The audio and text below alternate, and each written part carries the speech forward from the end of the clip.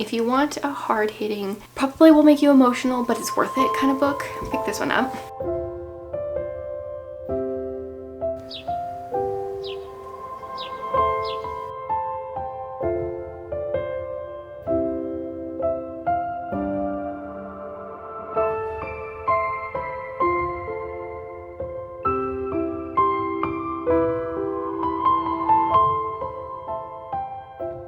Hey guys, welcome to a summary bookish video. I've got some fun bookish things planned for this video that are also summer themed.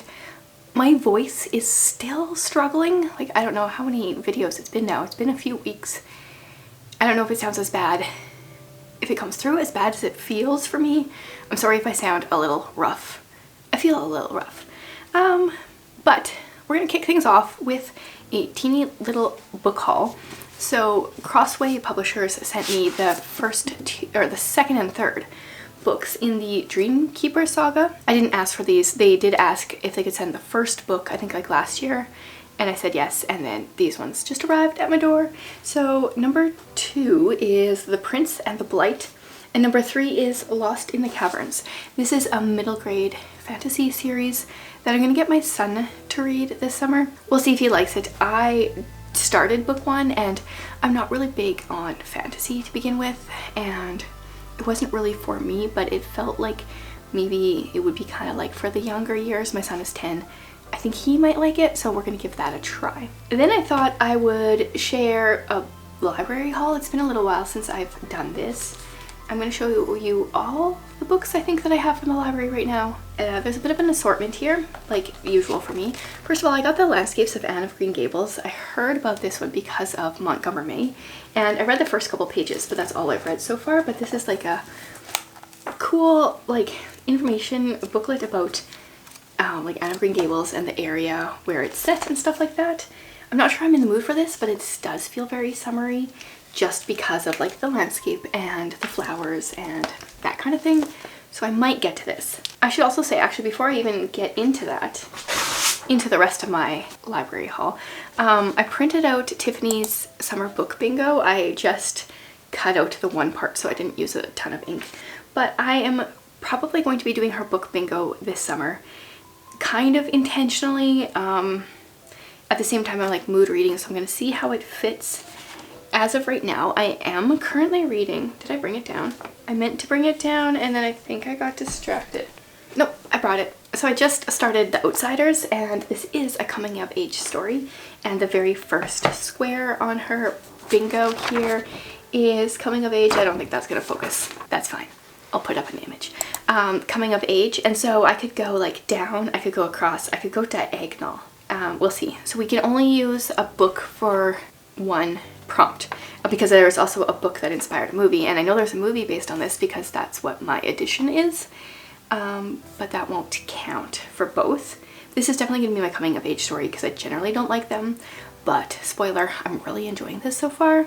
So there's that, and we'll see where I go on the bingo. I need to find a place to put this that's a little bit more prominent so I remember to look at this as I go this summer. I'll leave her video announcement for the book bingo below so you can check that out. Okay, now we'll go back to the rest of my library haul. I got this one out. This is the Books of Elsewhere, book 1 by Jacqueline West. My daughter really enjoyed this series, or I don't know how many of them she read, and she wanted me to read it, so I got it from the library. I haven't read it yet. I don't know anything about it, but the font is really huge, so it should be a quick read if I decide that this is kind of what I'm in the mood for. And then a couple people were reading this book recently-ish. I think Amy was, and then there was also somebody else that mentioned it, and it's Elementary she read. It's a Sherlock Holmes bookshop mystery, and so I've had this now for a few weeks, and I was hoping to get to it in May. It didn't happen, but I'm holding on to it as long as I possibly can, as long as it's not overdue, and hopefully I can get to it. I don't get to all my library books, I should say that, and I also request them because my library doesn't have a lot of selection for browsing.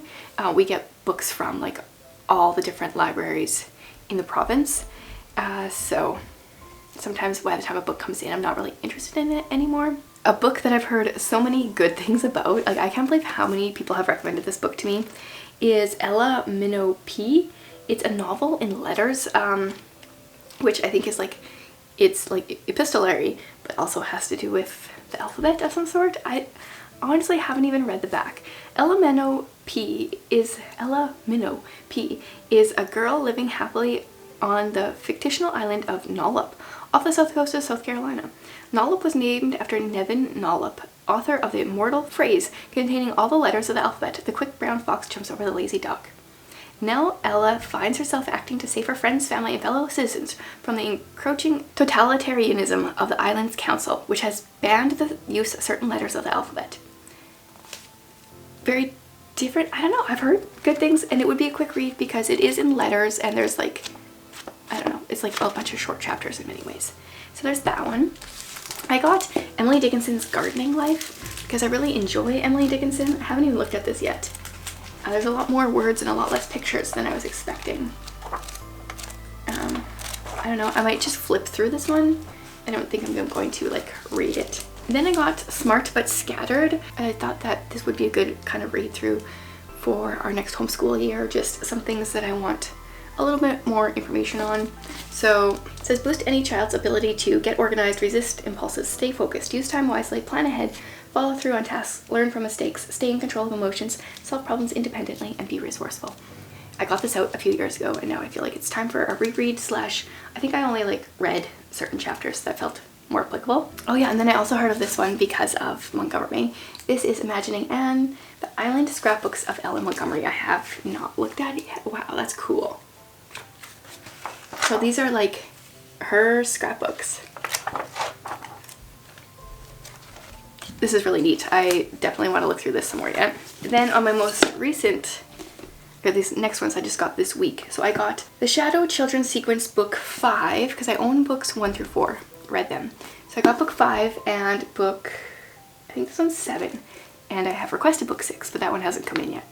So I can read one more and then I gotta wait for another one before finishing the series. I've fairly enjoyed this series. And the fact that I read 4 books from the series in May is not normal for me. Man, this is more talking than I'm used to at a time apparently, because now I'm just coughing. Okay, That Sounds Fun by Annie F. Downs. I've heard of this book multiple times, definitely know about it, and I don't remember what caused me to pick it up now. Someone on BookTube maybe talked about it.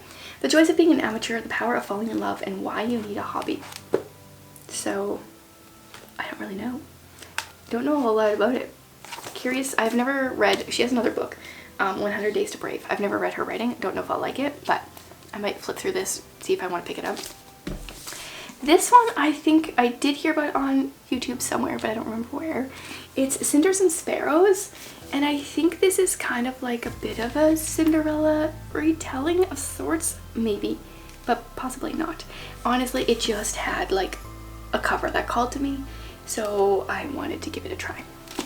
And then the last one is actually a picture book. I really like Diana Hutz Aston, and she came out with a new book, A Shell is Cozy, and I guess it's illustrated by Sylvia Long. And my favorite is her butterfly one, but the text and the illustrations, she's got a whole series. It's like nests are noisy, butterflies are beautiful, and I can't remember the other ones, but I love this series, and this one just came out this year, I think.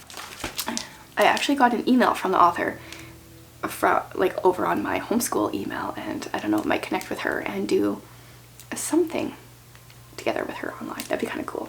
So there's my library haul. I'm gonna go, possibly, even though it's really hot, have a hot drink for my throat, or maybe just ice cream. We'll see, maybe both. And then I'm gonna check back a little bit later. I want to share some book recommendations for summer, which is hard for me because I feel like I really like dark books in many ways. Like sometimes those are the ones that hit home the most. I'm gonna have like a gothic book recommendations this fall. That summer can be a little harder, but I'm sure if I go through my bookshelves, I'm sure I can find enough to make some good recommendations. So stay tuned.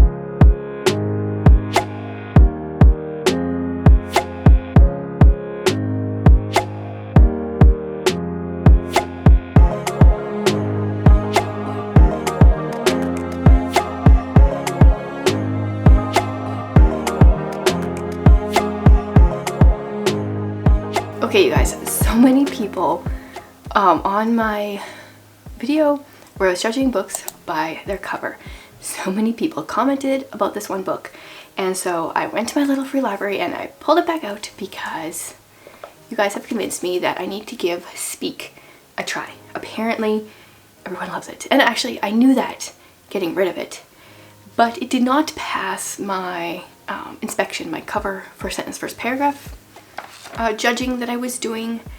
But you guys have convinced me to override that decision, give it a chance. So taking it out of there, it's gonna go back on my TBR shelf and I will read it one day. Today things are really humid here. Like, I can judge humidity based on how my hair is doing, and it feels like it's humid. I call it my hair humidity index. So I'm gonna get a drink to cool down and also to continue to help my throat, which eventually will be back to normal, I think.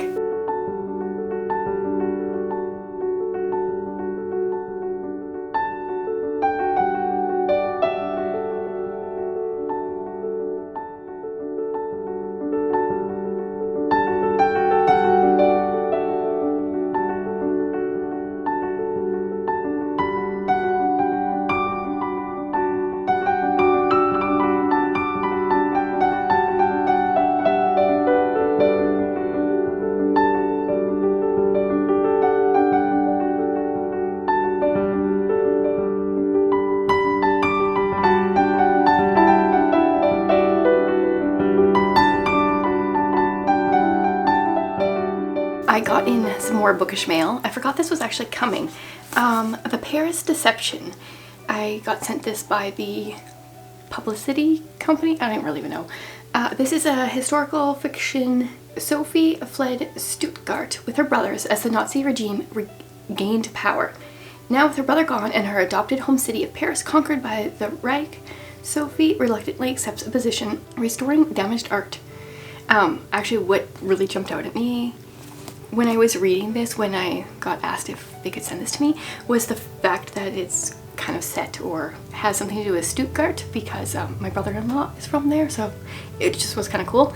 Yeah, so I'm gonna read this soonish, but because I unwrapped it, I wanted to share that. And I am currently reading They Do It With Mirrors by Agatha Christie. I'm getting really far. Like, this is June.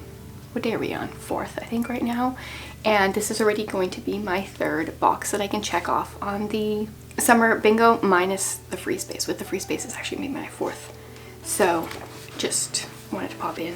I love these editions of these covers. I'm going to show you my summer book recommendations here right away, and I was really hoping I could pick one of the Miss Marple books with this edition for this, but I couldn't really find one that fit as well for a summer recommendation, so these ones look cool, but I'm not going to share that one specifically for a recommendation. Okay, let's get into my summer recommendations. These are varied. Now, I do tend to lean towards like kind of darker books. I like gothic type books. Some of these are gothic in nature but set during the summer, and some of them are not set during the summer but kind of have like summery light-ish vibes, and some of them just like have flowers on the cover, so I thought, hey, I should recommend that one. Yeah, I definitely am better with fall recommendations, but here's some summer ones, or summery-ish ones. I thought I would start off with an Agatha Christie. So the one that I'm going to recommend is Peril at End House, and the reason I'm recommending this is because Poirot is on holidays at a like hotel or something, and then this lady comes up to him and says that there's been some attempts on her life. And so because he's on holidays, I thought that would be a good summer recommendation. Plus, when I read this book, which was like a year and a half ago now, this was the first one that I tried to solve, and I did a whole video trying to solve this mystery. And well, you can watch the video, see how I did. It sparked an interest in wanting to continue to try to solve her books, and I've had a number of different videos trying to do so since. And I actually have one I want to do in July, but I'll talk about that on my July TBR in a couple weeks. Okay, here's a classic, Persuasion. This is my favorite Jane Austen as of right now.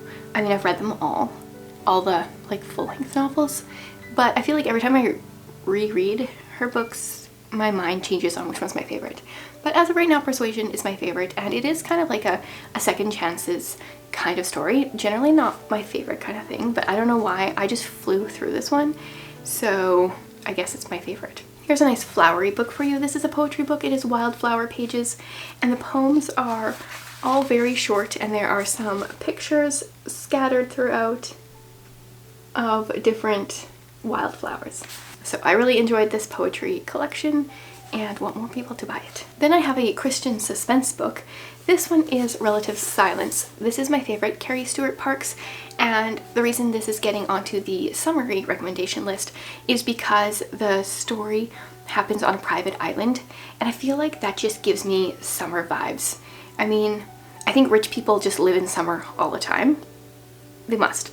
And so it's on a private island, and there is a lot of like rainstorms, and so we've been having a lot of those lately. So it seemed summery. This one is, yes, it's the private island, and it's been kind of known as being like haunted or cursed because bad things always happen there, and they continue to happen throughout this book. I'm trying to go relatively quickly because I have quite a few different recommendations in a broad spectrum here, and hopefully there's something for everyone. The next one is The Unexpected Mrs. Polifax. So this is like a classic spy espionage story. It has Miss Marple vibes, and the reason it's making it onto my list is because Mrs. Polifax actually spends some time in Mexico, which, I mean, whenever I've gone to Mexico it's always the winter, but it feels like summer there, so at least compared to our winters. So that's why it's making it. So Mrs. Polifax is an elderly lady. She goes to talk to her doctor, and she's kind of just like mildly depressed, but for no reason. And he said, "Isn't there something that you've always wanted to do?" And she's like, "Yes, work for the CIA." So she decides to do that, and she does. Then I have a nice short novella that has all the bookstore vibes, and that is Spines and Leaves by Shatona Havig. This one is set in a bookstore, and our main character, his name is, why do I forget? Milton. One of these days I'll be better with character names, maybe. I'm also bad at people names, so I don't know. I guess my brain is only used for certain things, and remembering names is not one of them. Milton is the kind of guy who pulls businesses out from kind of like going under and helps them get back on their feet, and this is the beginning of the series where he starts doing this with bookstores, so that's fun. Definitely makes me want to start a bookstore. Also makes me realize how impossible it would be to get one going. And then of course I have to have a couple on here that like could be tearjerkers. I mean, they were for me, maybe they will be for you.